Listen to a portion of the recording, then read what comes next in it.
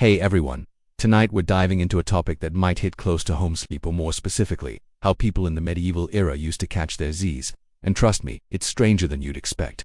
But before we get started, don't forget to like the video and subscribe only if you truly enjoy this kind of content. And drop a comment telling me where you're watching from and what time it is. It's always amazing to see this little community stretched across the globe. Now go ahead and dim your lights, maybe switch on a fan for that gentle hum in the background. Let's settle in for tonight's quiet trip through the past. Long before electricity, bedtime routines on social media, or the idea of good sleep hygiene, medieval folks had an entirely different relationship with the night. They followed what we now call segmented sleep, a natural, two-phase pattern that might sound strange today but was completely normal back then. Here's how it worked. After sunset, people would go to bed early and fall into what they called first sleep. After about 4 hours, they'd wake up not by accident, but by design. This period of wakefulness between the two sleeps was treated as useful time, not a disruption. They might pray, read spiritual texts, check on the fire, or make sure that animals were safe, because nothing interrupts your dreams like the thought of a missing goat. And yes, for many, this in-between time was also considered the best window for intimacy. It wasn't insomnia, it was just life back then, and maybe it even made a little sense. Medieval physicians and marriage manuals noted that the body was well rested and calm of mind during this period, which sounds like a polite way of saying too tired to argue. So, if you ever thought you were romantic for waking up early to make your partner coffee, just know your ancestors were setting the bar very differently. The second sleep would follow this interlude, lasting until sunrise. Everyone from monks to farmers participated in this nightly rhythm. Even literary figures like Chaucer casually mentioned it, which means that yes, even in medieval literature, people were writing about not sleeping properly. Oddly enough, modern science has suggested that segmented sleep might actually be more natural for humans. The two-sleep cycle aligns with how our circadian rhythms work in the absence of artificial light. So, the next time you find yourself wide awake at 2 a.m., don't panic, just whisper, "Ah yes, the watch has begun," and go tend a symbolic fireplace. It wasn't until the industrial era, with factories, gas lamps, and the growing fear of unproductivity, that humans began to enforce the idea of 8 uninterrupted hours, as though sleep were a timed sport. In the medieval world, waking up in the middle of the night wasn't failure. It was the schedule, and everyone was on it whether they liked it or not. Let's talk about beds, or rather the medieval approximation of them. In today's world, we obsess over thread counts, memory foam, cooling gels, and whether a mattress is cloud-like. In medieval Europe, a bed was often just a pile of stuff that used to be alive, now flattened under the weight of poor sleep and unspoken regrets. The typical peasant bed consisted of a straw mattress known as a pallet. This was literally straw or hay stuffed into a sack of rough fabric, if they had the luxury of a sack. If not, it was just straw on the floor, possibly damp, possibly already claimed by a cat. These pallets were not comfortable, but they were better than nothing, which was the alternative. Straw was cheap, plentiful, and good at insulating against the cold. It was also great at harboring insects, lice, and the occasional field mouse, which made sleeping an exercise in cautious stillness. If it itched, you ignored it. If it bit, you just shifted slightly and hoped for the best. If a family had a bit more money, or at least a functional back, they might elevate the straw mattress onto a wooden frame. This didn't change the sleep experience dramatically, but it did reduce their chances of waking up with beetles in your ear slightly. Linens were a rare treat. Most people slept in the clothes they wore all day. Pajamas weren't really a thing, and neither was personal space. Whole families, children, parents, maybe a grandparent, all slept together in the same space, sometimes on the same straw pile. If you got too warm, you could always roll into your cousin's elbow. Nobles, of course, had proper beds, large wooden frames, feather mattresses, embroidered sheets, and canopies to keep out the drafts and hopefully the lice. These beds were so valuable they were passed down in wills. You didn't inherit land. You inherited Aunt Matilda's suspiciously lumpy feather bed. Still, for most medieval folks, a bed wasn't a place of comfort. It was a place to not freeze, to avoid the chickens, and maybe, just maybe, to dream of being rich enough to one day sleep on something that didn't squawk or rustle. When we hear nightcap today, we think of a cozy little drink, maybe something with whiskey, a warm fire, and a questionable decision. But in the Middle Ages, a nightcap wasn't a beverage, it was a hat. A real tangible, often ridiculous-looking piece of fabric designed to keep your head from freezing off while you slept. You see, insulation wasn't exactly the strong point of medieval architecture. Stone walls, drafty thatched roofs, and windows made of thin animal horn or oiled parchment didn't do much against the cold. And central heating, that was called a dog, so to keep their heads warm at night, especially since body heat escapes fastest through the scalp. Medieval people adopted the humble nightcap.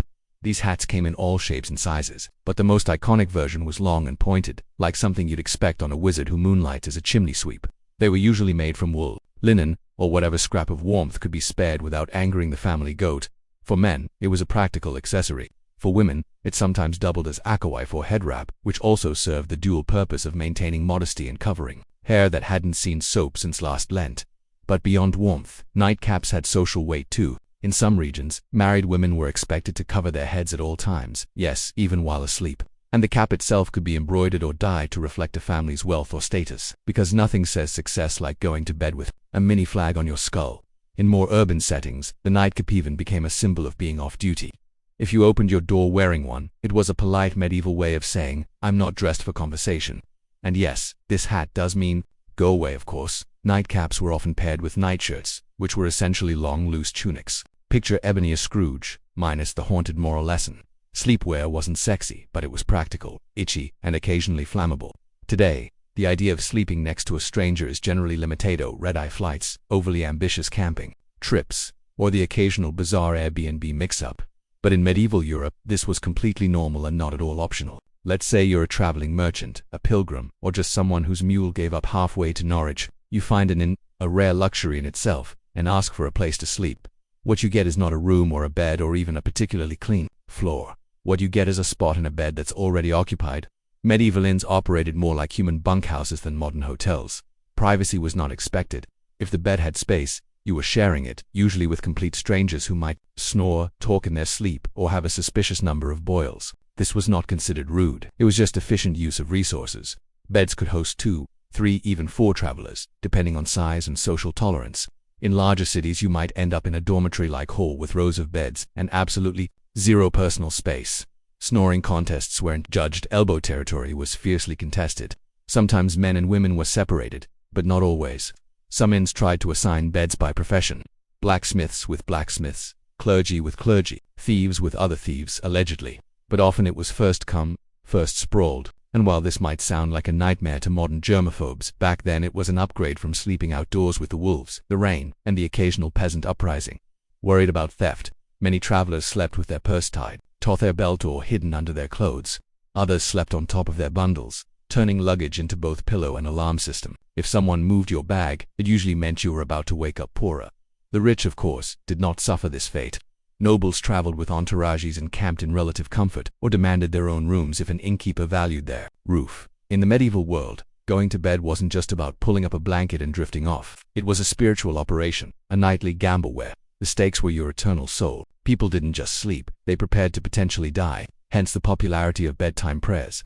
Forget lavender spray or calming podcasts. Medieval sleepers wound down with confessions, psalms, and soul-cleansing spiritual clauses just in case they died somewhere between good-night and dawn. The idea was simple. You could die at any moment from illness, fire, demons, or most dangerously being over 30 in the year 1247.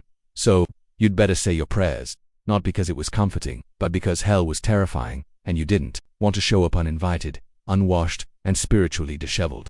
One common version: if I should die before I wake, I pray the Lord my soul to take. Sweet, right? Except it's basically a legal document written by a 7-year-old acknowledging death as a likely bedtime outcome. Many adults had a whole catalog of prayers for different threats. One for when you were feeling guilty. One for when you thought the devil might be hiding in the rafters. One for plague prevention, which unfortunately aged poorly. Some even prayed to specific saints, known for watching over sleepers, kind of like holy bouncers guarding your soul at the club door. The really devout monks, nuns, and overly anxious nobles ended their day with Compline, the final prayer service before bed. After Compline, they took a vow of silence, which wasn't hard because everyone was already exhausted, underfed, and mildly afraid of the dark. Children were also encouraged to pray, in part because it was good for their souls, and in part because it gave them something to do other than ask why the dog was in their bed again. Parents reminded them that angels were watching, which sounds adorable until you realize it was less guardian angel and more celestial surveillance system. In short, prayer before sleep was less about peace and more about last-minute damage control. Think of it like medieval antivirus software. You hoped it worked, even if you didn't fully understand how. In the modern world, dreams are usually dismissed as random nonsense, stress too much cheese, or your brain trying to file paperwork in the dark.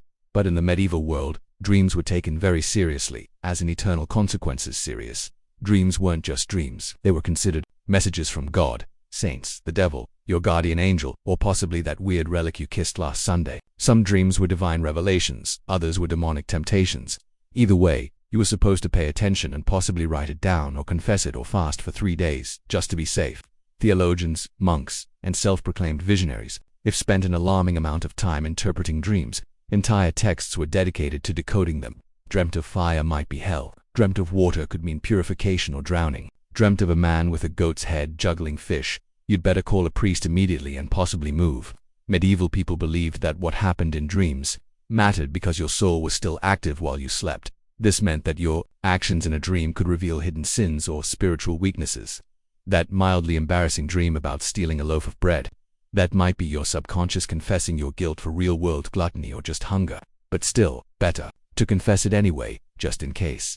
Monks and nuns often recorded their dreams and shared them with spiritual superiors. Some were celebrated for having holy visions during sleep.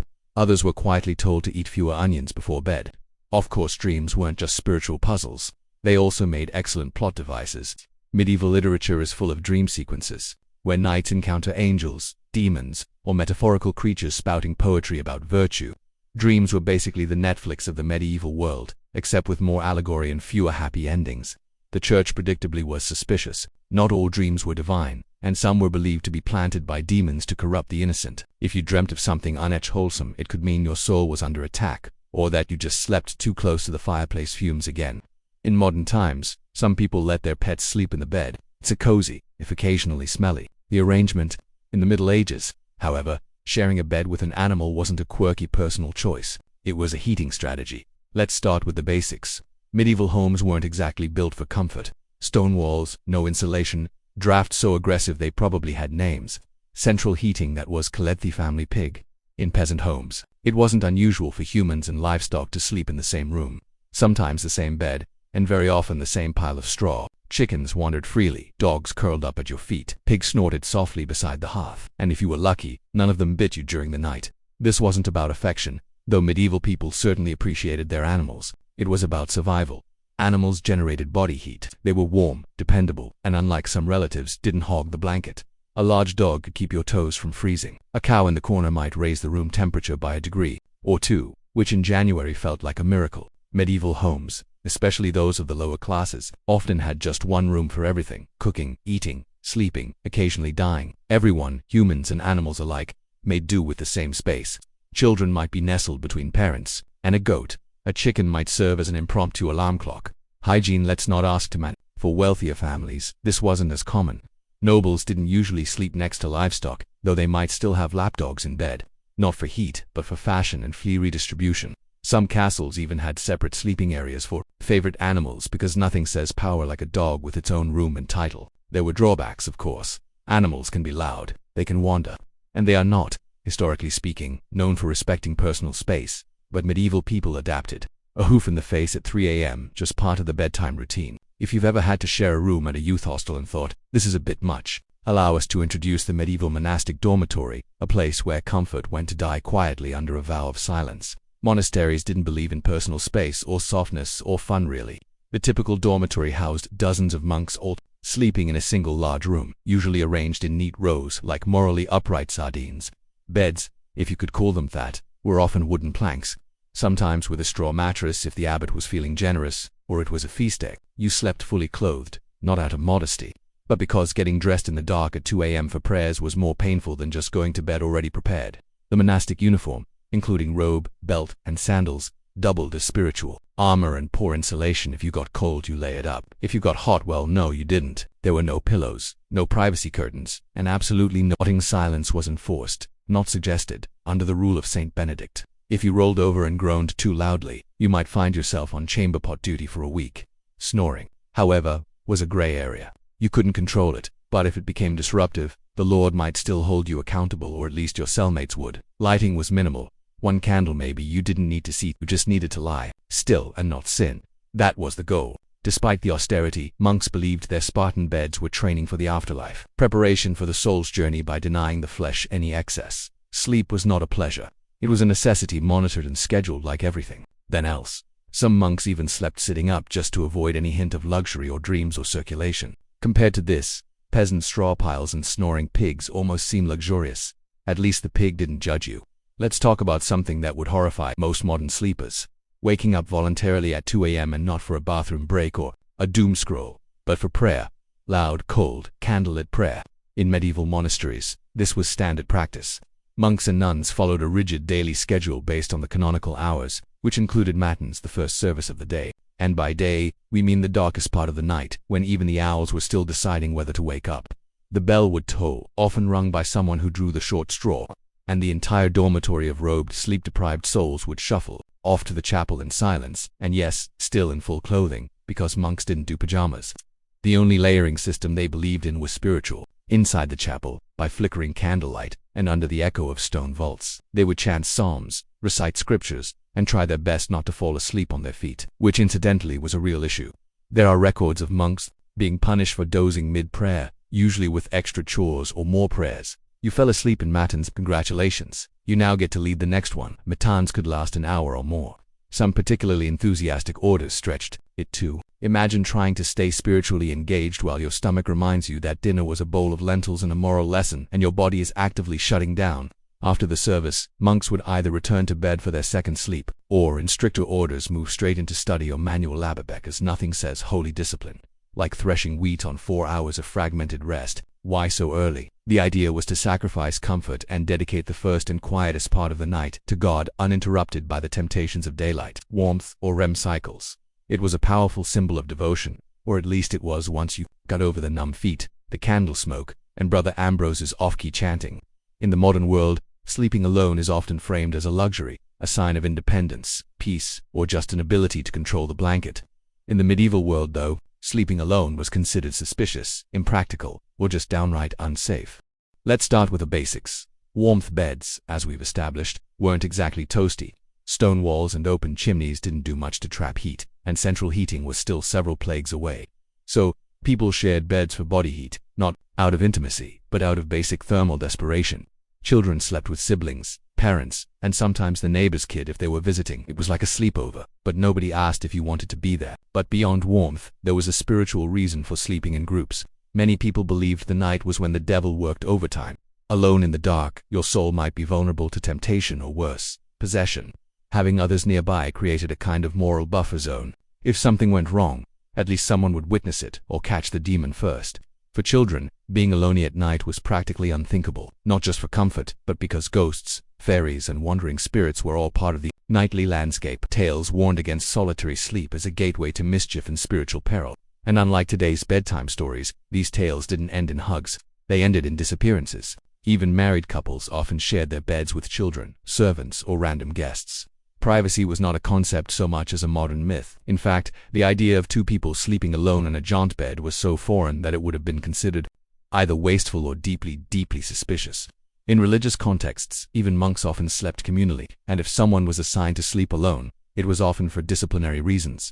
Yes, in some cases being alone in bed was literally a punishment. Medieval logic. Solitary sleep grants opportunity for sin. Group sleep, public accountability. Next time you're curled up in your own bed with your own blanket in a room that doesn't smell like goat, enjoy the silence.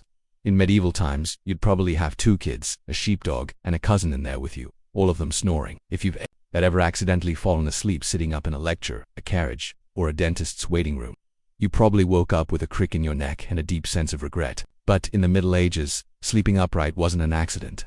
It was a lifestyle. Some medieval folks, particularly the wealthy or religiously devout, chose to sleep propped up rather than lying flat. Why? A few reasons, none of them particularly restful. First, there was a medical belief that lying flat was bad for digestion, the lungs, or the general balance of the bodily humors. In a world where doctors thought a sneeze could rearrange your soul, this logic made perfect sense. Upright sleeping, they believed, helped avoid congestion of the brain, which sounds ominous, but mostly meant don't drown in your own phlegm. Second, there were spiritual concerns. Lying flat was considered too close to the posture of the dead. You didn't want to confuse God or worse, attract attention from the angel of death by sleeping in the same position used at funerals. Superstitious, absolutely. But when your local priest doubled as the community's health consultant, you picked your battles carefully. As a result, people often slept partially reclined, supported by large bolsters, pillows, or the wooden headboard, equivalent of a medieval lazy-boy. Nobles sometimes had their beds rigged with angled supports to maintain a semi-seated posture, perfect for adjusting one's evening meat pie or fending off surprise demon attacks. Monks took it a step further. In stricter orders, they might even sleep sitting upright on a bench or leaning against a cold wall with nothing but a hood to muffle the discomfort. It wasn't about health, it was about discipline. If you were too comfortable, you might dream. If you dreamed, you might sin. If you sinned, well, welcome to confession at 5 a.m. Needless to say, this wasn't about quality rest. It was about virtue, discomfort, and mildly confusing theology. Forget haunted dreams or goblins under the bed. For medieval people, the real monsters of the night were already in the sheets, small, persistent, and entirely uninterested in your prayers. We're talking, of course, about fleas, lice, and the medieval bedroom's unofficial mascot, the bedbug. Let's not sugarcoat it. Hygiene wasn't exactly medieval Europe's strong suit. Baths were rare, laundry was expensive, and soap was sometimes made from substances better left unaided. Add that to straw-filled mattresses, shared bedding, and the occasional live chicken underfoot, and you've got the perfect environment for an all-you-can-eat pest buffet. Fleas and lice were so common they were practically roommates. Peasants dealt with them daily. Nobles, despite their satin sheets and featherbeds, were not exempt. In fact, some richer households had dedicated nitpickers, actual servants tasked with removing lice from their employers' hair and clothing. Imagine that as your job title, master of the royal scalp. Bedbugs, meanwhile, were the silent assassins of medieval sleep. They hid in wooden bed frames, mattress seams, and even the cracks in stone walls, emerging at night to feast like tiny vampires. If you ever wondered why medieval people wore nightcaps and slept fully clothed, it wasn't always about warmth. Sometimes it was pest defense armor. Solutions ranged from mildly effective to impressively deranged. Some households burned strong-smelling herbs like wormwood or tansy to repel bugs. Others slept with garlic, onions, or even ashes in the bed, which may have done little for the pests, but certainly kept romance to a minimum. It wasn't just physical discomfort either. Fleas were often seen as symbols of sin or moral impurity, biting reminders of the fall of man and poor bedding choices. Entire poems were written about fleas, some moralizing, some weirdly romantic, because nothing says I love you like, let us be united like the flea that bites us both. So, while modern sleep is interrupted by buzzing phones and streetlights, medieval sleep was more likely disturbed by scratching, twitching, and the subtle feeling that something was crawling on your shin because it was. We've all had restless nights, but have you ever tried falling asleep while wearing 100 pounds of iron? No, well, in the Middle Ages some people did exactly that because apparently nothing says sweet dreams like being prepared to joust in your sleep. Now, to be clear, most people, even knights, didn't regularly sleep in full armor. It was hot, heavy, and loud. Trying to roll over in a suit of chain mail is a bit like trying to nap inside a bag of cutlery, but during wartime or in hostile territory. Sleeping partially armored was considered the safer choice. Comfort, optional. Survival, highly recommended. A knight on campaign might remove only his helmet and gauntlets, keeping his mail shirt or breastplate on just in case enemies decided to stage a midnight surprise party. There's nothing quite like waking up to the sound of hooves and having to suit up while still half dreaming about turnips. In castles under siege, men-at-arms might even sleep with swords or axes at their side, like some very aggressive bedtime security blankets. Shields doubled as pillows, and if the enemy breached the walls, well, at least you wouldn't have to get dressed. Priorities, of course. Sleeping in armor wasn't exactly restorative. Iron isn't breathable, and chainmail has a bad habit of pinching skin. Add cold stone, floors, mini-marbling, and the ambient sounds of snoring comrades and crackling torches, and you've got a sleep environment that ranks somewhere below airport terminal on the comfort scale. Even those not in battle sometimes wore light protective gear while sleeping in dangerous regions. Traveling merchants or guards on watch duty might nap in Gember's thick quilted jackets that offered a bit of protection and slightly more padding than the moral support of prayer alone. And lest we forget, armor wasn't exactly subtle. If foot rolled over the wrong way, you might clank so loudly that everyone else woke up and assumed the apocalypse had arrived again. In a time when nightly demons, lice infestations, and pigs in your bed weren't considered unusual, you might think that sleepwalking was just one more medieval inconvenience. But oh no, it was much more dramatic than that. In the Middle Ages, if you started wandering around in your sleep, people didn't chalk it up to stress or exhaustion. They assumed you were possessed, bewitched, or hadn't finished business with the Holy Roman Empire. Sleepwalking or noctambulation, if you wanted to impress the local monk, was poorly understood and often feared. The idea that someone could rise from their straw pallet, shuffle across the room, and stare blankly at a wall was less harmless parasomnia and more devil's rehearsal dinner. Accounts from the time suggest that people were genuinely spooked by sleepwalkers. Picture this: a man in a long nightshirt, candle in hand, eyes glazed, mumbling Latin that he didn't actually speak while stepping over livestock. You'd think ghost or heretic or both. And depending on your local priest, an exorcism might be scheduled before breakfast. Some believed sleepwalking was caused by bad humors, especially too much black bile, which was the medieval catch-all for anything they couldn't explain. Others thought it happened because the soul was temporarily released during sleep, leaving the body free to bumble around like an unattended mule. To prevent these nightly adventures, people treat everything from herbal remedies to praying over their beds, hanging iron charms, or in more rural areas, just tying the person's leg to a chair. If that sounds extreme, consider that some medieval homes had open hearths, knives everywhere, and chamber pots just waiting to be tragically overturned. In one curious twist, there were rumors of people climbing onto rooftops in their sleep, whether or not these accounts were exaggerated.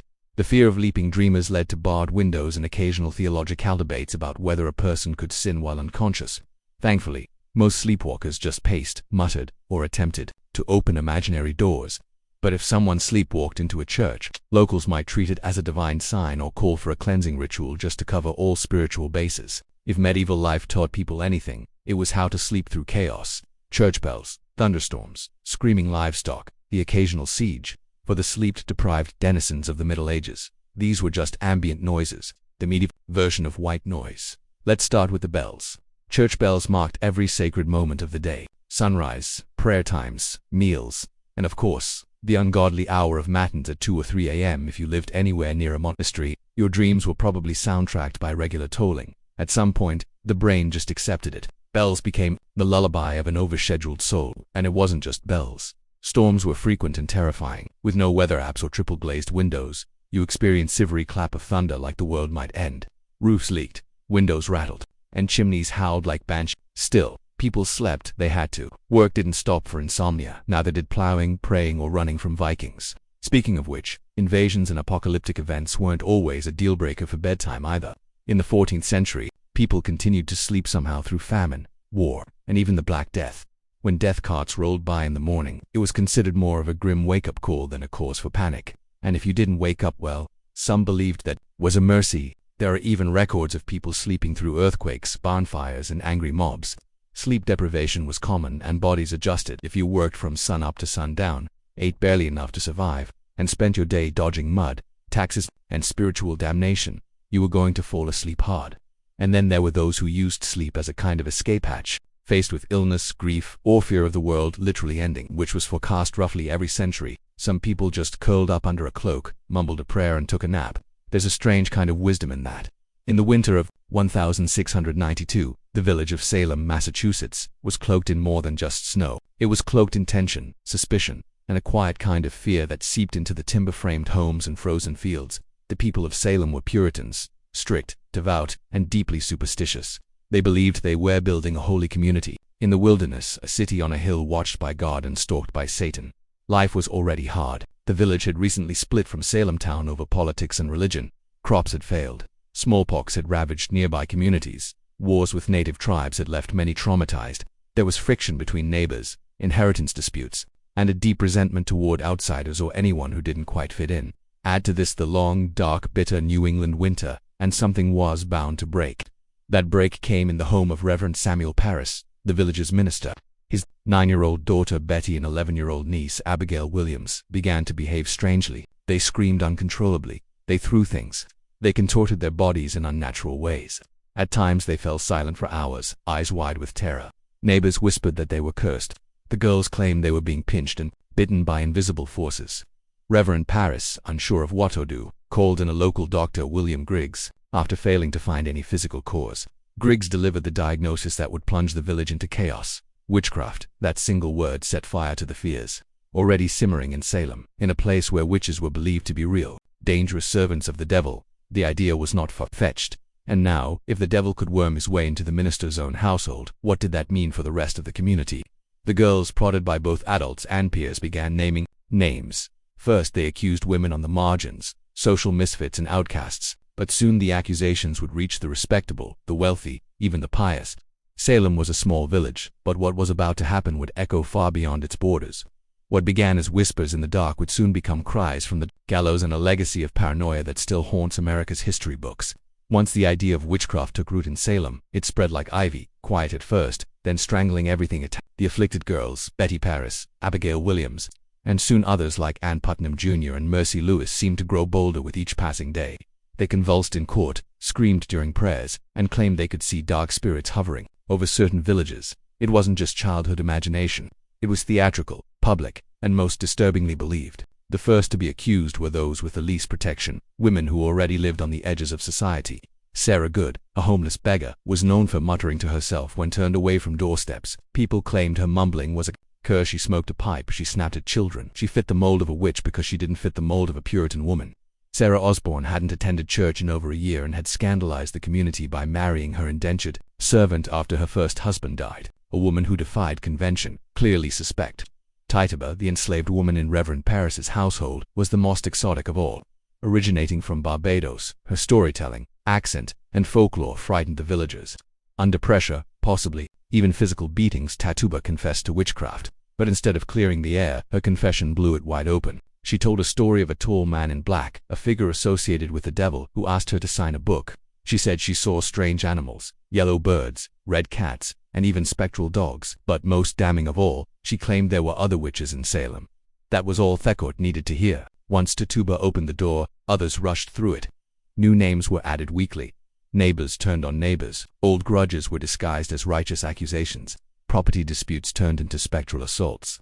If someone's cow died suddenly, it must have been witchcraft. If a baby cried during a prayer, surely that was the devil's doing. The fear became so infectious that not even the innocent dared to speak out. To defend an accused, which was to invite suspicion upon yourself, silence was safety. And so the web of accusations widened, trapping the village in its sticky, unseen threads. Logic was fading. Hysteria was now in control. As accusations mounted and the village reached a fever pitch, the colonial government stepped in. Governor William Phipps, recently appointed and eager to maintain order, established a special court to deal with the chaos. It was called the Court of Oyer and Terminitna, from the French meaning to hear and determine. But what it really beckoned was a factory for fear-driven justice.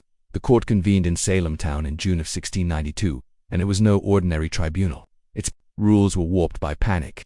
Instead of requiring hard evidence or reliable witnesses, it allowed something far more dangerous: spectral evidence. Spectral evidence was testimony that a spirit or specter of the accused had afflicted the victim. In other words, if a person claimed to have seen your ghost-like form in a dream choking them, that was admissible in court. Never mind that the accused could be asleep at church or miles away. It was their spirit doing the devil's work. You couldn't cross-examine a dream. And worse, you couldn't disprove it. Children were now treated as star witnesses. Their seizures, screams, and gasps in court became more theatrical by the day. One girl, Mary Walcott, would fall into fits the moment a suspected witch entered the room. If a prisoner looked at her, she shrieked. If they didn't look at her, she shrieked louder. The performances were mesmerizing, and the judges, including the influential Judge Samuel Sewall and Chief Justice William Stoughton, accepted it all. Defense lawyers there were none. The concept didn't exist in colonial trials. If you were accused, you stood alone. If you denied the charges, the afflicted girls writhed in agony. If you confessed, you might be spared death, but only if you named others. The system rewarded lies and punished silence.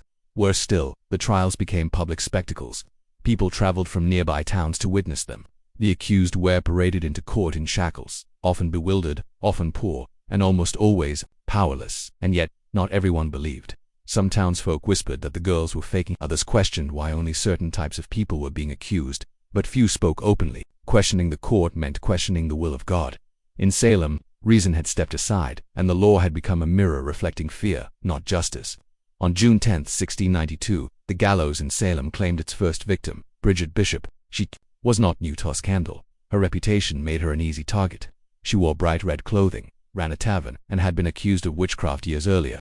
During her trial, neighbors testified that her spirit pinched them in the night, that their babies died after she passed by, and that she kept enchanted dolls. She denied everything. Still, the court found her guilty. She was led to Gallows Hill, a barren, wind-swept patch of earth just outside Salem. No prayer, no mercy. The rope was pulled. The crowd watched, and with that single execution, the machinery of death began to churn.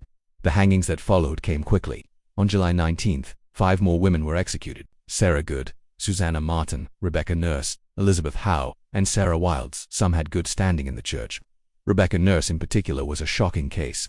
An elderly, pious woman beloved in the community. Even the jury initially found her not guilty. But under pressure from the court and the afflicted girls, the verdict was reversed. Nurse's final words were whispered through the air like a warning: "I am as innocent as the child unborn." But it didn't matter. The noose did not discriminate. In August, more executions followed. On September 22nd, the deadliest day, 8 people were hanged in a single morning. Among them was Martha Corey, a woman who had doubted the trials early on, and her husband Giles Corey, who met a different fate. Giles refused to enter a plea. The court, unable to proceed with a trial without one, resorted to an ancient English punishment. Painford Adder Hugh was pressed to death. Stones were piled on his chest slowly. Cry over 3 days. His final words, as legend has it, were more weight. By the end of the hysteria, 19 people had been hanged, 1 pressed to death, and at least 5 more died in jail awaiting trial.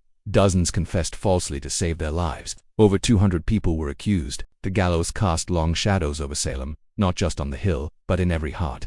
Fear had become law, and justice, blindfolded, had been led to the scaffold. While the executions claimed the spotlight, hundreds of others sat in cramped, foul, smelling jails, waiting for a verdict or a miracle.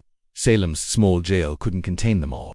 Accused witches were held in neighboring towns like Ipswich and Boston, chained to walls, starving, freezing, and forgotten. Most of the accused weren't witches or even outcasts. They were neighbors, friends, parents, children, people whose only crime was having a quarrel with the wrong person or owning land someone else wanted. In many cases, personal grudges, as divine justice drove the accusations. A pig wandered into a neighbor's yard and died. Must be witchcraft. Someone refused to help with firewood. Clearly they'd cursed the axe.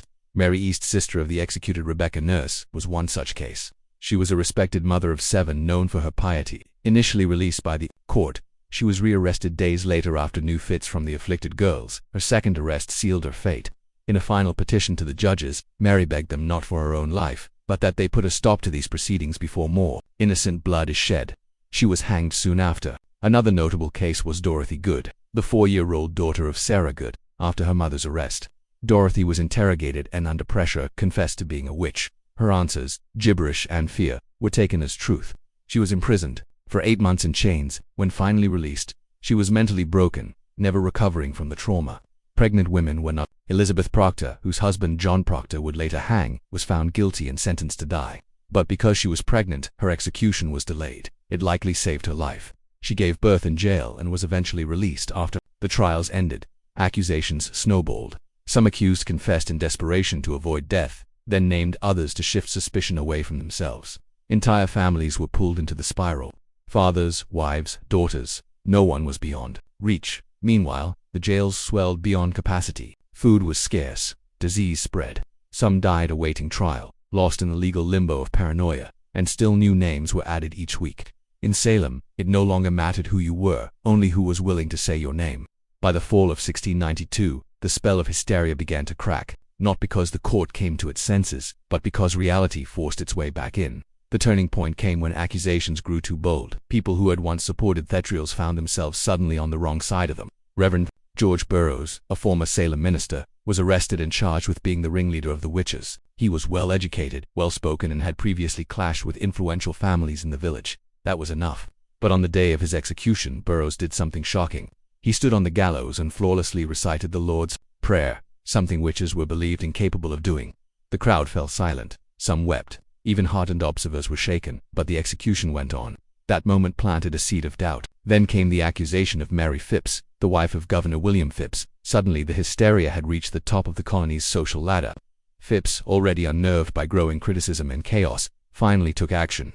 In October 1692, he dissolved the Court of Oyer and Terminina, halting all pending executions and trials. Public sentiment had shifted. Ministers once silent or complicit began to speak out. Increus Mather, Onof, the colony's most respected theologians, denounced the use of spectral evidence. It were better, he said, that 10 suspected witches should escape than 1 innocent person should be condemned. A radical thought in a society that had for months believed exactly the opposite. People who had once cheered the trials began to question them. The jails were still full, but the appetite for more blood had dulled. Too many respected figures were being accused. Too many innocent people had been buried.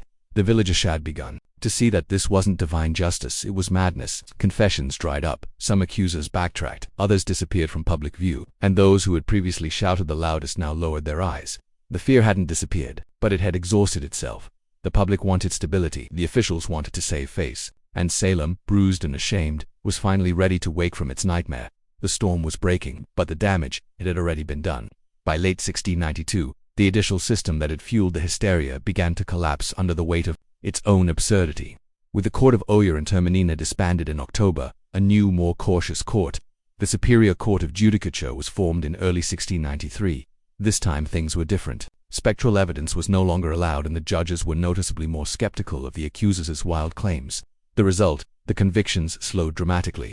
Many accused witches were acquitted outright. Of the 56 cases brought before the new court, the majority were released. Even those who had already confessed began to recant their testimonies. admitting that fear, torture, or pressure had forced them to lie. The dramatic performances of the afflicted girls lost their persuasive power. The most prominent case in the unraveling of the trials was that of Reverend Samuel Willard, a respected minister who came under suspicion. While he was never formally charged, the fact that such a high-ranking devout man could suspect it highlighted how arbitrary and corrupt the process had become. The court, once ferocious, was now cautious. They began quietly releasing those still in jail, first those with little evidence against them, and eventually even those who had confessed to witchcraft under duress. Meanwhile, families of the executed began to demand justice. John Proctor's children petitioned for the return of his property. Rebecca Nurse's family launched a campaign to clear her name. In time, community shame replaced community fear, church congregations fractured, friendships were severed, the very fabric of Salem's social order had been shredded. Governor Phipps, realizing the colony's growing international embarrassment, pardoned the remaining prisoners in 1693. But even freedom came at a cost. Many families had to pay for their own jail fees before being released. Imagine losing your home, your health, and nearly your life only to be handed a bill for the privilege of surviving. By the end of the ordeal, 19 people had been hanged, 1 pressed to death, 5 died in jail, and over 200 had been accused. The court didn't just collapse, it imploded, leaving behind a crater of guilt, grief, and disbelief. The trials had ended, but the healing had not even begun. Salem was a village forever altered by the people it had lost, the justice it had abandoned, and the mirror it was now forced to look into. The gallows were silent, the jails had emptied, but Salem was far from peaceful. The town wasn't haunted by ghosts but by guilt. What had started with a handful of sick girls had exploded into a communal act of destruction. Families had been torn apart, reputations ruined, and innocent lives ended. And now the survivors had to live in the wreckage. Neighbors could no longer look each other in the eye. The same people who once prayed together had testified against one another. Some of the afflicted girls quietly left town, others faded from the public eye. A few, like Ann Putnam Jr., would later express remorse. In 1706, she stood before her congregation and publicly apologized for her role in the trials, blaming delusion by Satan. But for many, the damage was beyond words. The court officials, too, carried their burden. Judge Samuel Sewell, one of the most prominent figures in the trials, was one of the few to admit wrongdoing. In a remarkable act of public penance, he stood during a church service in 1697 while a minister read out his confession and prayer for forgiveness. It was a rare moment of accountability in a time when most treat forget, but forgetting wasn't easy. The families of the condemned began demanding compensation. Over the years, petitions flooded the Massachusetts government, asking for official pardons for returned property, for public acknowledgement that the executed were innocent. Slowly, the government responded. In 1711, the colony passed a bill restoring the rights and good names of some of the victims and offered limited financial restitution to their heirs, but even that wasn't comprehensive. Some families, like the and the Proctors, were left out entirely. Whispers of witchcraft never quite left New England, but in Salem, the shame became part of the town's identity. The village eventually changed its name to Danvers, perhaps to distance itself from its infamous past. Gallows Hill was never officially marked, as if the town hoped to bury not just the dead, but the memory of what had happened. But the memory persisted in sermons, in stories, in the silence between former friends. Salem had not been cursed by witch, it had been cursed by fear, by pride, and by unchecked power. And that curse would linger long after the executions stopped. The Salem witch trials ended more than 3 centuries ago, but their legacy continues to echo not just in textbooks and historical tours, but in how we understand justice, fear, and the fragility of truth. What happened in 1692 wasn't simply a strange episode of mass hysteria. It was a breakdown of logic, compassion, and legal integrity in the face of panic. Ordinary people, farmers, midwives, ministers became executioners simply by believing too easily and questioning too little. The courts meant to protect the innocent became tools of oppression. Religion was weaponized, testimony became theater, and silence became guilt. One of the most chilling aspects of Salem's tragedy is how quickly it unfolded. In a matter of months, fear overcame fact. Old grudges disguised as spiritual warfare became death sentences. It didn't take demons or devils. It only took belief in them. But trials also taught hard-earned lessons that would ripple through American society. In the years and centuries that followed, the Salem episode would be cited repeatedly in debates about due process and civil liberties. The U.S. Constitution, written nearly a century later, would explicitly prohibit things like ex post facto laws and bills of attainder measures that had in effect doomed the accused in Salem. The guarantee of a right to legal counsel, the right to face your accusers, and the requirement for concrete evidence were hard-won principles forged in part from the ashes of Gallows Hill. In modern times, the phrase witch hunt has become shorthand for political persecution or moral panic, though it's often used with little regard for the real terror those words represent. In truth, Salem was not a metaphor. It was a town where people were hanged, for imaginary crimes, betrayed by the very systems designed to protect them. Perhaps the most lasting lesson is this: fear unchecked can become its own form of tyranny.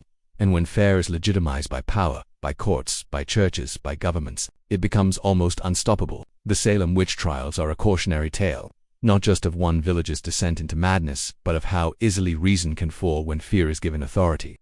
The gallows may be gone, the courtrooms quiet, but the warning still stands. Truth is fragile, justice is not automatic, and history has a habit of repeating itself unless we remember. Fulvia was born around 83 BCE into the elite, yet slightly eccentric Fulvi family, an old plebeian house that had long since clawed its way into the upper echelons of Roman politics. Though not one of the oldest patrician clans, the Fulvi had produced consuls, generals, and orators.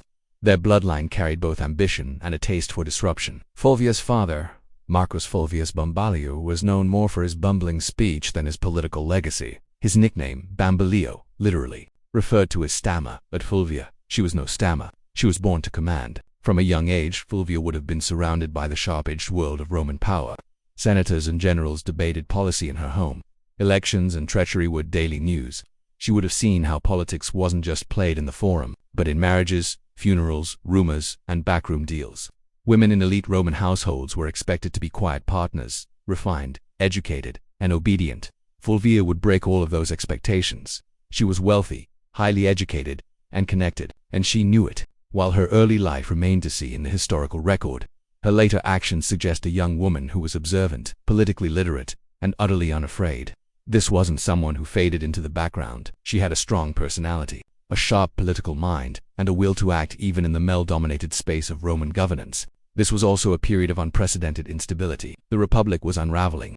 Civil wars, populist revolts, and power struggles between generals like Sulla, Pompey, and Caesar were turning Rome into a pressure cooker. The old rules were collapsing, and Fulvia came of age right in the middle of it.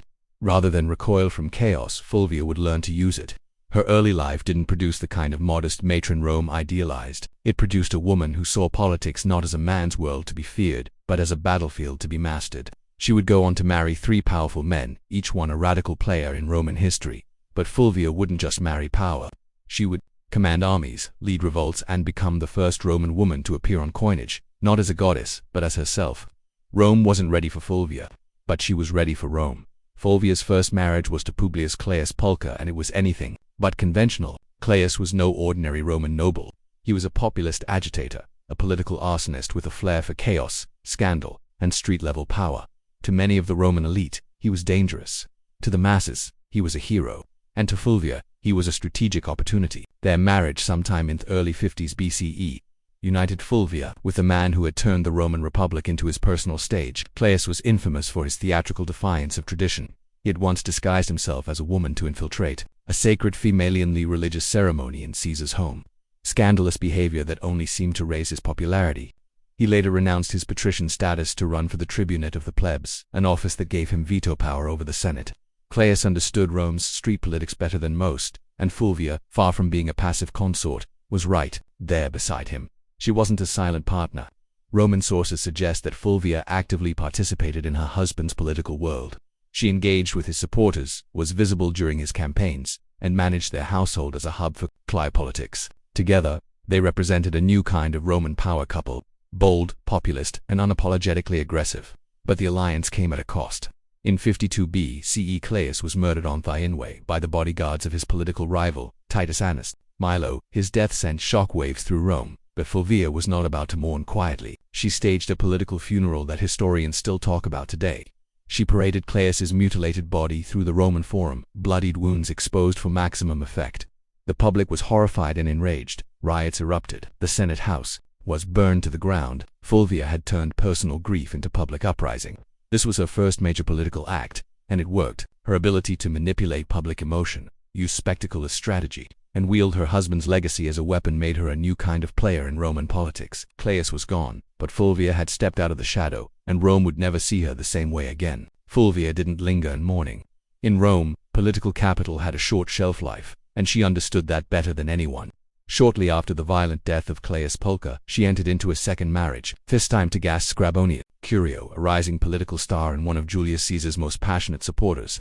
On the surface, Curio seemed an unlikely match. He had a flamboyant reputation and a taste for drama, But beneath the bravado was a sharp political operator. As tribune of the plebs in 50 BCE, Curio wielded enormous influence during one of Rome's most volatile periods. The Republic teetered between war and peace, between Caesar's ambitions and the Senate's resistance. Fulvia saw in Curio not just a husband, but a bridge to the next power block. This was no romantic rebound, it was a calculated alliance.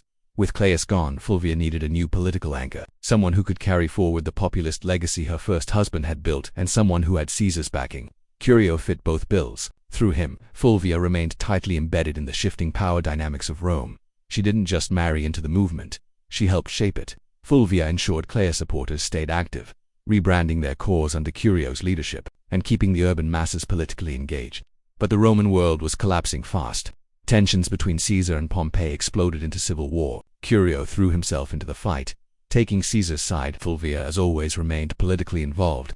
She reportedly helped organize support and manage resources for her husband's campaign. In 49 BCE, Curio led a military expedition to Africa to secure Caesar's position, but it was he was ambushed and killed by the forces of King Juba the Numidia. His death was brutal and his army annihilated. Once again, Fulvia was widowed, and once again Rome waited to see if she would fade into the background. She didn't. Curio's death only solidified her status as a political widow with dangerous resilience. She had now lost two husbands to Rome's civil unrest, and both had died fighting for populist causes.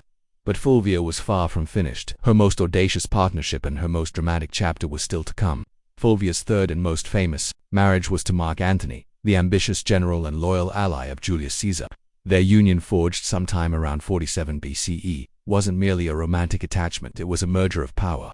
Fulvia had already proven herself as a master of Roman street politics. Antony, rising rapidly through the military and political ranks, needed that kind of savvy support in Rome.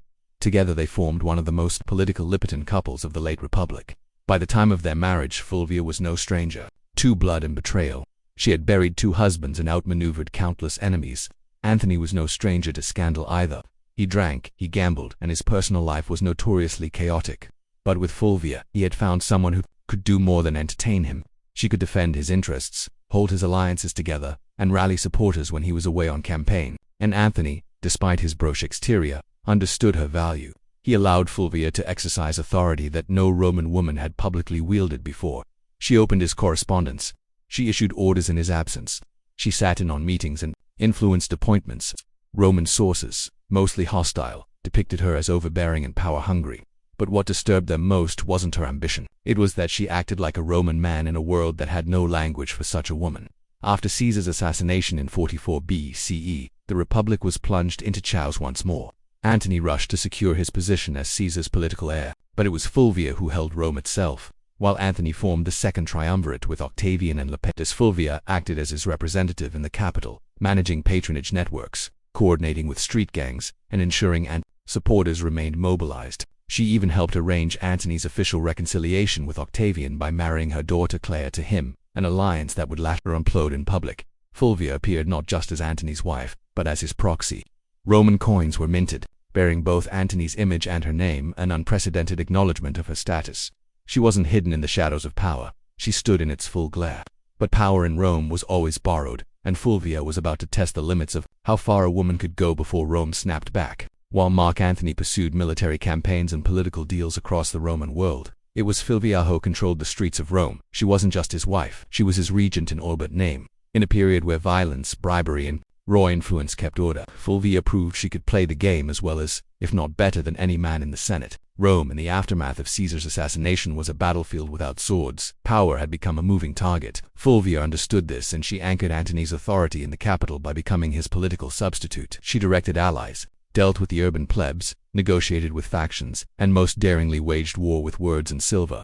She financed loyal troops, offered bribes to keep public order, and ensured that any legislation passed favored Anani's future. Some ancient sources, especially hostile ones like Ian and Diocletian, paint Fulvia as manipulative, shrewish, and even warmongering. But beneath the misogynistic exaggeration lies a woman, actively doing politics in a world that had no protocol for a woman doing anything beyond weaving and mourning. Fulvia was building coalitions, backing military commanders, and even issuing decrees, functions normally reserved for senators and consuls. She also made public appearances and maintained strong relationships with veteran soldiers, a politically vital demographic in the power struggles of the late Republic. While Antony was campaigning in the east, Fulvia was often the face of his authority in Italy, meeting with centurions, influencing decisions about land distribution, and reminding the soldiers that their loyalty to Antony came with rewards. But this accumulation of power came at a cost. Roman aristocrats, particularly the faction aligned with Octavian, Caesar's heir, and Antony's increasingly bitter rival, resented Fulvia's influence. They viewed her as a meddling woman with too much sway over legions, laws, and loyalties. Her ability to act without male guardianship was not just threatening, it was unprecedented. Fulvia wasn't naive. She knew the tension between Antony and Octavian was growing. She could see that their alliance was cracking, and she understood something that neither man seemed to fully grasp yet. The Republic wasn't big enough for both of them, so Fulvia began preparing for the next phase, not diplomacy, but confrontation. She had stood behind power long enough. Now she was ready to take it into her own hands. In 41 BCE, Fulvia did the unthinkable. She went to war against Octavian, the future Augustus, and she didn't do it quietly. With her husband Mark Antony still stationed in the east, Fulvia and Lucius Antonius, Antony's younger brother and a consul, took it upon themselves to challenge Octavian's authority in Italy. The cause, ostensibly, it was to defend Antony's interests and protect the land rights of Roman veterans loyal to him. But underneath it all, Fulvia's fingerprints were everywhere. This was not just politics. This was a military rebellion led by a Roman woman. The first and only time in Roman history that a woman would actively provoke and organize a civil war. The conflict, known as the Perusini War, was triggered by Octavian's controversial land redistribution program, which displaced many Italians to reward his soldiers. Fulvia seized on the growing discontent, portraying Octavian as a tyrant and traitor to Caesar's legacy, with Lucius acting as her frontman in the Senate and Fulvia organizing behind the scenes. They raised 8 legions and seized the city of Perugia, modern-day Peru. Make no mistake, this was Fulvia's war. Ancient sources suggest she was more invested in the conflict than Lucius himself. She rallied troops, stirred the public, and even corresponded with generals. Rome buzzed with rumors of her commanding legions, issuing orders and forcing Lucius into confrontations he didn't want. Octavian, though surprised, acted quickly. He besieged Peru through the winter of 41–40 BCE, cutting off supplies and hammering the city into submission. Fulvia, stuck between dwindling food and political betrayal, watched her bold gamble unravel. By early 40,000 BCE, the city surrendered. Lucius Antonius was spared, likely as a gesture to avoid alienating Antony, but Fulvia was exiled. The woman who had once commanded riots, marriages, armies, and public opinion was now deemed too dangerous for Roman soil. She was sent to Sicyon in Greece, where she hoped to reunite with Antony, but Antony didn't come running.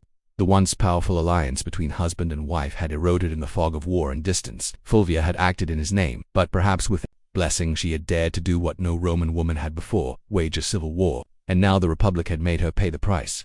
Banished from Rome, Fulvia landed in Sicyon, a city in Greece that had become a kind of diplomatic purgatory for failed power players. She had gone to war, not for personal gain but in her husband's name. She believed she was defending Mark Antony's interests, his honor, and perhaps their shared vision of Rome. But what awaited her in exile wasn't a hero's welcome. It was silence. Fulvia had risked everything, her status, her alliances, her life. And yet Antony did not immediately rush to meet her. In fact, by the time Fulvia arrived in Greece, Antony was already entangled with Cleopatra in Egypt. Whether their romantic relationship had begun or was merely brewing, the symbolism was crushing. While Fulvia was raising legions, Antony was raising goblets at banquets beside a queen. The betrayal cut deep, not just personally, but politically. Fulvia had fought a war to protect Antony's power in Italy, and in response, he let her hang out to dry. Some ancient historians, especially Plutarch, suggest that Antony was furious with her for launching the Perusine War without his direct approval. Others argue he welcomed her downfall. It cleared the way for a marriage alliance with Octavian, something Fulvia would have never tolerated. Still, Fulvia wasn't entirely without supporters. Some of Antony's troops, fiercely loyal to her, urged reconciliation, but her health had begun to fail. After enduring siege, exile, and betrayal, Fulvia died in Sicyon in 40 BCE, possibly from illness, stress, or heartbreak, or all three. She was around 43 years old. Her death provided Antony with a clean political exit. He met with Octavian shortly afterward and agreed to marry Octavian's sister Octavia as part of a renewed peace treaty. The triumvirs were temporarily united again, but only because Fulvia, the one woman bold enough to challenge their designs, was gone. Fulvia's legacy would soon be aversagued by Cleopatra, whose myths nearly every Roman woman of the period. But, make no mistake, Fulvia was the prototype. She didn't wield power from behind a curtain. She marched into it, stood at the center, and dared to command armies in a world that treated women as furniture. Rome didn't know what to do with her, so it erased her. But the ashes of her rebellion would linger, and her story was far from ordinary. After Fulvia's death in 40 BCED, the men she had once maneuvered, Antony, Octavian, and even her former allies, began the quiet work of rewriting her legacy. She couldn't defend herself, so the narrative was shaped by her enemies and the uneasy survivors of her ambition, and like so many powerful women in history, Fulvia became a scapegoat. Ancient sources, mostly penned by men with vested interests, painted her as the reason for the Peruvian War, the rift between Antony and Octavian, and even the general disorder of the Republic. In Dionysius and Plutarch depict her as overbearing, jealous, and riven by a lust for power. They blamed her for dragging Lucius Antonius into conflict, for antagonizing Octavian, and even for Antony's eventual estrangement from Rome. But were these accusations fair? Hardly. Fulvia had operated within a political climate where violence and manipulation were expected, at least if you were a man. She was no more ambitious than Caesar, no more aggressive than Pompey, and far less ruthless than Octavian would eventually prove to be. Her only true deviation was that she was a woman acting like a Roman man, and Rome didn't know how to digest that. She wasn't cloistered in the home, weaving quietly, or serving as a political ornament. She was writing letters to generals, organizing street mobs, and commanding loyalty from troops. And that made her dangerous, not just to Octavian, but to history itself. Even Mark Antony, the man whose legacy she had fought to preserve, conveniently blamed Fulvia for the civil strife. After reconciling with Octavian and marrying his sister, Antony used Fulvia's death as a diplomatic cleansing. Her memory became the price of his political survival. There were no monuments raised in her honor, no grand funeral, no mourning speeches. In the Senate, just silence. Yet her enemies couldn't erase her entirely. Fulvia had done too much. She had raised armies, steered elections, negotiated alliances, and fought a civil war. She was the first Roman woman whose name appeared on coinage, not as a deity or metaphor, but as a political agent. The damage to her reputation was deliberate, but so was her presence in the historical record. Despite every attempt to bury her behind caricature and slander, Fulvia refused to vanish. Her defiance still echoes. You just have to listen past the men. Fulvia's story ends in silence, but her legacy is anything but quiet. In the centuries that followed her death, historians and writers struggled to place her in Rome's grand narrative because Fulvia broke every rule of what a Roman woman was supposed to be. She didn't just advise power from the shadows, she became power, and that made her both unforgettable and deeply unsettling to a patriarchal world. In a society where women were expected to influence through whisper and marriage, Fulvia shouted through policy, war, and political theater. She was not a consort, she was a commander. And yet, she was remembered more for her defiance than her accomplishments. Roman historians couldn't handle a woman who didn't stay in her place, so they rewrote her as shrill, power-hungry, and disruptive. But read between the lines and a different figure emerges. Fulvia was the first Roman woman to mint coins with her name. She organized political factions, leveraged marriage as a tactical weapon, and manipulated Roman street politics with stunning effectiveness. She moved through the civil wars of the 1st century BCE, not as a bystander, but as a player, a woman whose influence terrified senators and shaped the fate of triumvirs. Her downfall wasn't due to incompetence, it was due to timing, and had she been born a man, she might have been remembered as a second Caesar or a more charming Cato. Instead, she was cast as the wicked woman who dared too much. Still, her legacy quietly lingered. Later Roman women like Livia Drusilla, the Younger, and even Cleopatra herself, though of a different world, would all operate in the shadow Fulvia helped carve. They would manipulate emperors, wield armies, and control succession. But Fulvia did it first, and with no imperial title, to shield her today. Modern historians have begun re-examining Fulvia with fresh eyes. No longer a cautionary tale, she is being recognized as one of the most politically active women in Roman history, someone who tested the boundaries of female power and paid the price. She didn't simply live in the age of triumvirs, she challenged them. And while Rome may have tried to erase her, Fulvia left fingerprints in every corner of its collapse. Not a footnote, a force. A woman centuries ahead of her time. By the summer of 1963, the United States was a country teetering between two worlds, one rooted in centuries-old systems of oppression, and another aching to breathe free. In the Deep South, segregation wasn't just a social norm, it was the law. Black Americans were barred from restaurants, schools, buses, voting booths, and even drinking fountains. Police brutality was rampant. Lynching still occurred, and in places like Birmingham, Alabama, peaceful protesters were being met with snarling dogs and high-pressed fire hoses. But change was coming, and it wasn't asking for permission. In just a few years, the civil rights movement had surged into the national spotlight. Sit-ins, freedom rides, and boycotts had become familiar headlines. Leaders like Rosa Parks, Medgar Evers, and John Lewis were no longer just names. They were symbols of defiance. The March on Washington wasn't born out of a single conversation. It was the result of rising frustration and fierce hope. Black Americans were no longer content with waiting. They were demanding civil rights, and they were determined to make their voices heard where it mattered most, the nation's capital. The idea of a mass march in Washington, D.C. had been floating around for decades. Philip Randolph, a labor organizer and longtime civil rights advocate, had originally proposed the concept in the 1940s. Back then, it was meant to pressure the Roosevelt administration to desegregate the defense industry. That protest was called off after Roosevelt caved and signed an executive order. But now in 1963, the stakes were even higher. Randolph, along with other civil rights leaders including Bayard Rustin and Dr. Martin Luther King Jr., revived the vision. And this time, they weren't just marching for jobs. They were marching for dignity, for voting rights, for school desegregation, for equal pay, and most importantly, for the basic human right to live free of fear. Over a dozen major civil rights organizations came together to plan it despite their many disagreements because they understood the power of a unified front. The countdown had begun. Buses were being organized. Flyers were spreading. Word of mouth was moving faster than newspapers. And across the country, Black Americans were preparing for what would become one of the most unforgettable moments in American history. The dream was taking shape one footstep at a time. Pulling off a protest of any kind in Washington, D.C. was no small feat. But planning one for over 100,000 people, possibly more, was madness. Logistically, it sounded like a nightmare. Food, water, transportation, sound systems, bathrooms, medical teams, permits, crowd control, safety plans, and yet somehow they made it happen.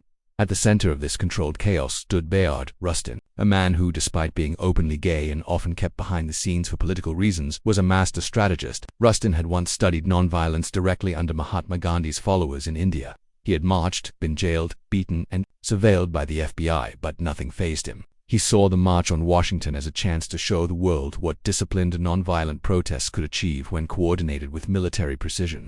In just 8 weeks, Rustin and his team transformed the idea into a reality. The march was officially called the March on Washington for Jobs and Freedom, and it was deliberately framed to include both racial justice and economic opportunity. That dual message was no accident.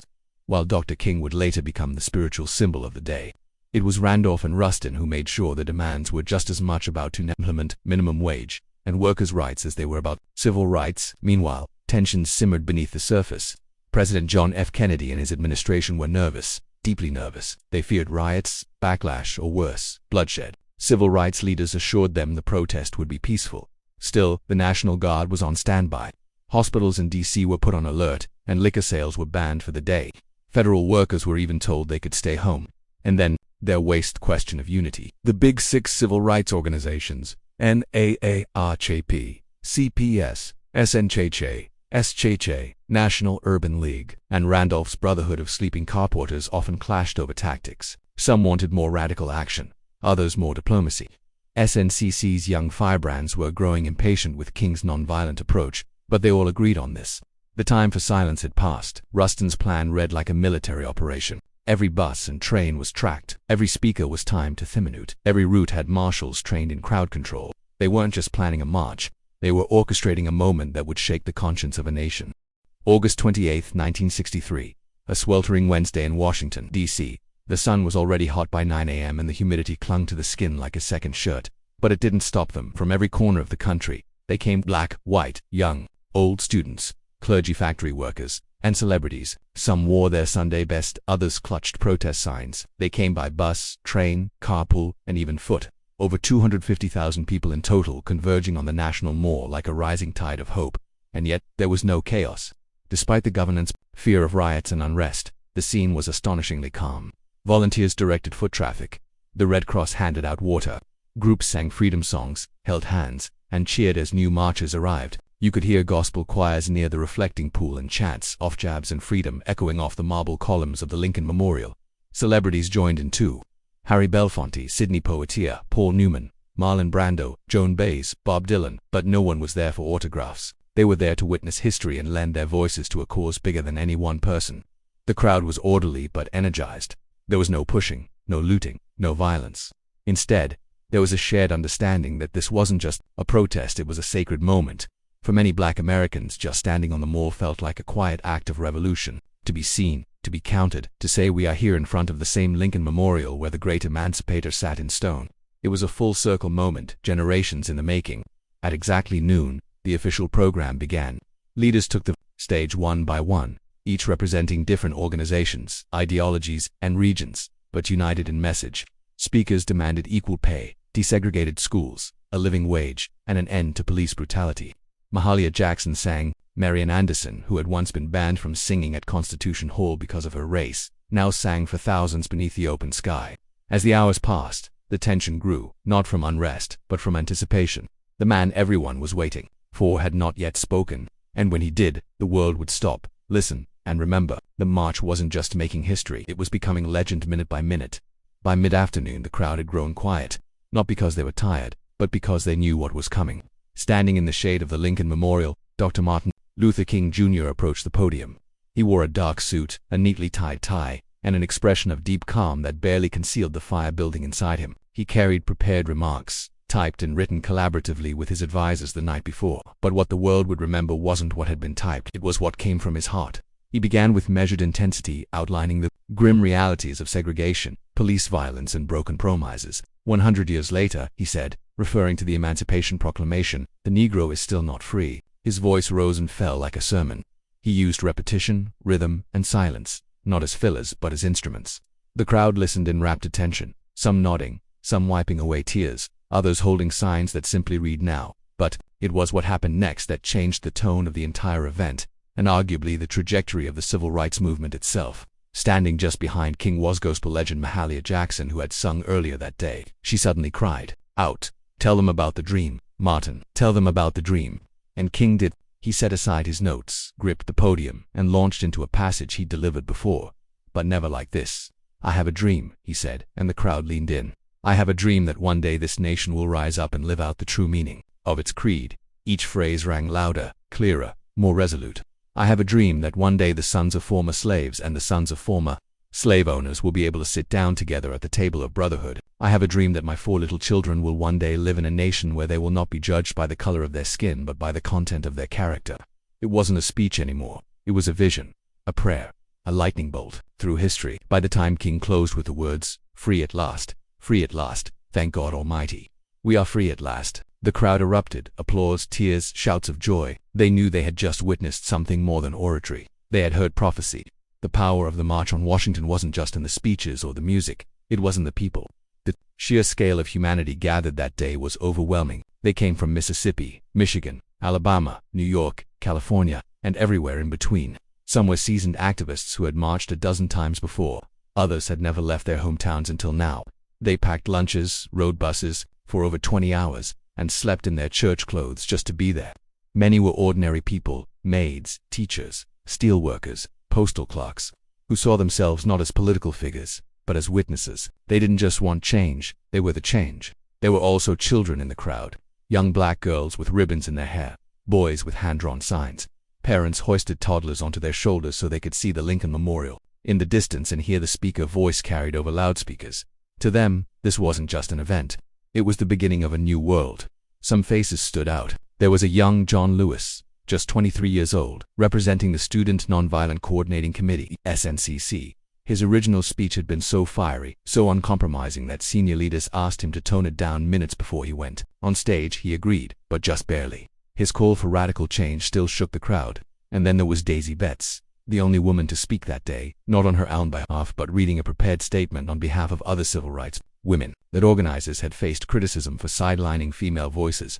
Bates's brief but powerful message underscored a harsh reality. Even within a movement about equality, some voices still struggled to be heard. Also present were union organizers, rabbis, nuns, priests, and students of every background. They didn't all agree on strategy. Some favored King's non-violence, others leaned toward Malcolm X's more militant posture. But for that one day, those differences didn't matter. Unity won out. It was a visual symphony of American possibility. White and black hands linked in solidarity. Freedom now buttons pinned, 2 chests and the sound of 250,000 souls breathing as one. The faces in the crowd weren't just watching history unfold. They were shaping it, and none of them would ever forget what they saw. While the world saw unity, inspiration, and poetic justice on the steps of the Lincoln Memorial behind the scenes, the March on Washington was anything but simple. What looked like a perfectly synchronized movement was, in truth, held together with string, sweat, and a lot of last-minute compromise. Bayard Rustin, the chief architect of the march, had to battle not just logistics, but politics. He was constantly under scrutiny, not just because he was openly gay and a former communist, but because some civil rights leaders feared his identity would be used to discredit the movement. In fact, Congressman Adam Clayton Powell had once threatened to publicly accuse Rustin and Dr. King of being lovers if King didn't remove Rustin from an earlier campaign. That threat haunted every stage of planning. Then there was the issue of women's voices. Despite the critical roles played by women like Ella Baker, Diane Nash, and Dorothy Height, none were invited to deliver major speeches on their own. Parks was in the crowd that day, revered by all, but she was not given the microphone. Behind the powerful optics of the march lay the truth. The movement still struggled with its own hierarchies and blind spots. Even within the Big Six organizations, friction bubbled. SNCC leaders were growing increasingly disillusioned with the slow pace of change and the older generation's insistence on moderation. They wanted to confront systemic racism more aggressively. CORE had similar frustrations, but unity was deemed too important just for one day. Meanwhile, the federal government watched with clenched teeth. J. Edgar Hoover's FBI had assigned over 100 agents to spy on organizers. They bugged hotel rooms, followed key figures, and compiled dossiers. They were convinced the march would turn violent or that communists would hijack the event. When nothing of the sort happened, they simply doubled down on their surveillance, especially of Dr. King. And let's not forget money. The march costs over $250,000, equivalent to millions today. Most of it was raised through unions and sympathetic donors, but organizers scrambled until the final hour. They even borrowed walkie-talkies from the Boy Scouts. The March on Washington was historic, yes, but it was also deeply human, imperfect, messy, political, and unfinished. Just like the country, it sought to heal. The sun began to dip behind the Washington Monument as the crowds slowly dispersed. People hugged, cried, sang, and lingered as long as they could, reluctant to leave what felt like sacred ground. But the march was over. The speeches had been delivered. The signs had been raised high. The world had watched, and now the question hung heavy in the humid August air: what happens next? In the immediate days that followed, the media reaction was cautiously positive. Major newspapers acknowledged the historic nature of the event, though often with a tone of detached curiosity. Some called it orderly and dignified, which was code for no one rioted. Few outlets gave much space to the specific demands of the march, like the call for a federal jobs program or a $2 minimum wage equivalent to around $20 today. But everyone covered Dr. King's speech that at least could not be ignored. President John F. Kennedy, who had initially opposed the idea of the march, watched it unfold on television with growing admiration and perhaps surprise. He called the event impressive and met with civil rights leaders at the White House immediately afterward. But legislative movement remained slow. His proposed Civil Rights Act was still stalled in Congress, caught in the claws of Southern opposition.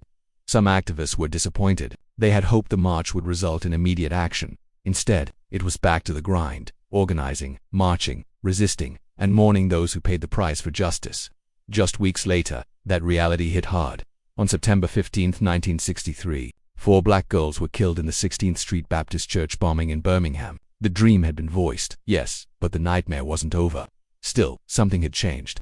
The March on Washington marked a new phase in the civil rights movement. It proved that mass protests could be disciplined, powerful, and impossible to ignore. It brought together a coalition broader than ever before. Labor unions, faith leaders, celebrities, students, and working-class Americans, all in one place, united by justice. And most of all, it gave the movement a voice, a dream, a speech that would be quoted, studied, and echoed across the world. The march was over, but the road was just beginning, and that road would soon lead through blood, legislation, and transformation.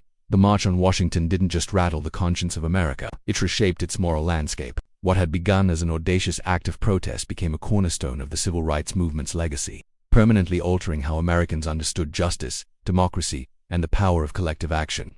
In legislative terms, the march didn't yield immediate victories, but it created momentum. Less than a year later, in July 1964, President Lyndon B. Johnson signed the Civil Rights Act into law. It outlawed segregation in public places and banned employment discrimination based on race, color, religion, sex, or national origin. And in 1965, the Voting Rights Act followed, striking at the very heart of Jim Crow laws. Would these bills have passed without the march? Possibly, but would they have had the same moral force, the same undeniable public pressure? Probably not. For Martin Luther King Jr., the speech that day propelled him into a new realm. He went from respected leader to global icon. But fame came with cost, surveillance, threats, and ultimately assassination in 1968. The dream he spoke of on those steps would become more poignant, more tragic, and more revered with each passing year. For the broader movement, the march showed what unity could achieve. It gave organizers a blueprint for large-scale mobilization, and it inspired a generation of activists both in the US and abroad. Anti-apartheid organizers in South Africa, student protesters in Europe, and future human rights leaders across the globe would cite the March on Washington as a model. But the legacy isn't just historical. The language of the march, The idea of jobs and freedom, the image of peaceful resistance, the echoes of I Have a Dream still pulses through modern protest. From the Million Man March to Black Lives Matter rallies, echoes of 1963 reverberate with every chant and every cardboard sign in Washington, D.C. King's Memorial now stands just across the tidal basin from the Lincoln Memorial. Visitors walked past his towering likeness carved in stone with words from that August day etched into the granite. But the real memorial isn't in stone. It's in classrooms, voting booths, marches, and voices refusing to stay silent because the dream wasn't meant to rest in history books, it was meant to be lived. And the legacy of that summer afternoon still dares us to do just that. More than 60 years have passed since that summer afternoon when over 250,000 people stood shoulder to shoulder beneath the shadow of the Lincoln Memorial. The March on Washington has been immortalized in textbooks, documentaries, and museum exhibits. Dr. King's speech is taught in schools. His voice, steady and strong, echoes in national memory like a sacred refrain. But for many, the question remains: has the dream been realized or has it merely been delayed? In some ways, progress is undeniable. The legal framework of segregation was dismantled. Voting rights, though now under fresh assault in many states, were won through blood marches and court battles. The presence of black lawmakers, judges, mayors, and even a two-term U.S. president was unthinkable in 1963. Interracial marriage, once illegal in much of the country, is now protected by federal law. These are not small things. They are victories carved out by relentless struggle. And yet the original demands of the march, the ones often overshadowed by King's speech, still echo unresolved. The call for a living wage, still unmet. Racial disparities in education, housing, employment, and healthcare remain entrenched. Police brutality, the very thing that sparked much of the early civil rights organizing, continues to ignite outrage and protest. The dream of true economic justice of a country where opportunity is not predetermined by zip code or skin color is still far from reality. Modern movements like Black Lives Matter have taken up the mantle, often using the imagery and rhetoric of the 1963 march as both inspiration and indictment. They march through the same cities, chant on the same streets, and demand the same basic human rights, but they do so in a world transformed by social media, surveillance, and new forms of resistance. The March on Washington was never meant to be the conclusion. It was a flashpoint, a stake in the ground that said, this is who we are, and this is what we demand. It was a declaration, not a resolution. So the dream remains battered, challenged, reinterpreted, but still alive.